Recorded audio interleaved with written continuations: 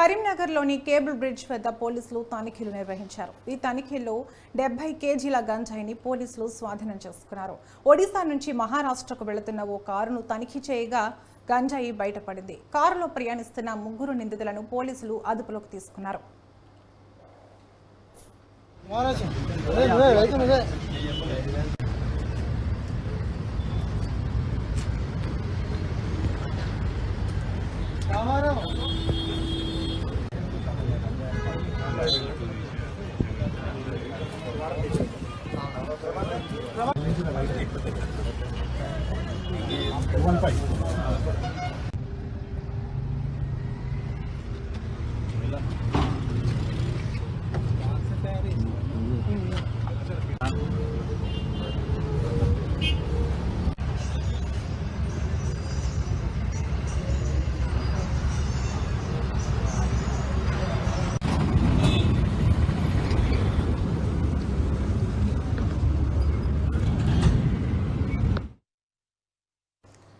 దీనిపై మరింత సమాచారం మా ప్రతినిధి రవికుమార్ అందిస్తారు. రవికుమార్, చెప్పండి. థ్యాంక్ యూ తరంగిణి.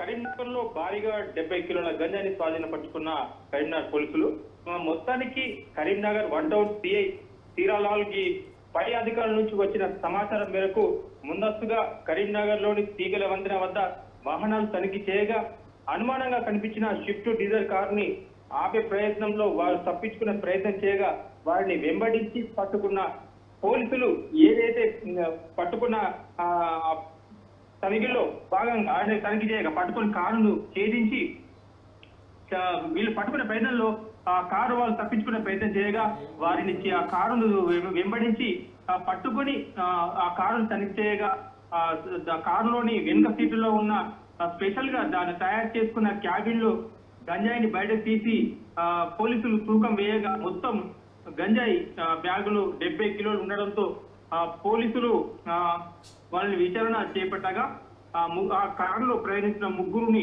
అదుపు తీసుకొని విచారణ చేపట్టగా వారు ఒడిశా నుంచి మహారాష్ట్రకు వెళ్తున్నట్టు చెప్పుకొచ్చారు పోలీసులు. ఇదిలా ఉంటే మధ్యప్రదేశ్ సంబంధించిన ఈ కారులో అంటే కారు ఏపీ సంబంధించిన నెంబర్ ప్లేట్లు కూడా అందులో ఉండడంతో వీళ్ళు ఆ నెంబర్ ప్లేట్ ను పోలీసులు విచారణ చేపట్టిన తర్వాత ఏదైతే నెంబర్ ప్లేట్లు వీళ్ళకు కనిపించినాయో ఆ నెంబర్ ప్లేట్లు 2 వీలర్ గా పోలీసులకు నిర్ధారణ చేసుకున్నారు. వీళ్ళు మొత్తానికి మధ్యప్రదేశ్ సంబంధించిన ఈ ఏదైతే కారు అయితే ఉందో ఆ కారును వీళ్ళు ఆధీనంలో తీసుకొని వారిని 3 ఎవరిని విచారణ చేపడుతున్న పోలీసులు. Okay, right. Thank you Ravikumar.